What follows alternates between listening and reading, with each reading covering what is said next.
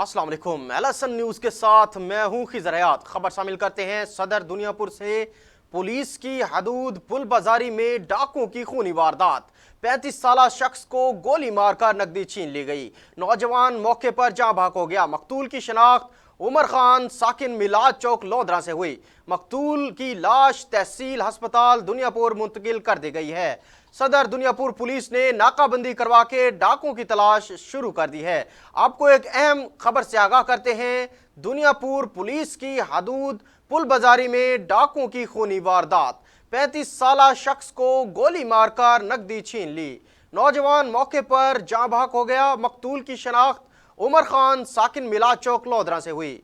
मकतूल की लाश तहसील अस्पताल दुनियापुर मुंतकिल कर दी गई है। सदर दुनियापुर पुलिस ने नाकाबंदी करवा के डाकुओं की तलाश शुरू कर दी है।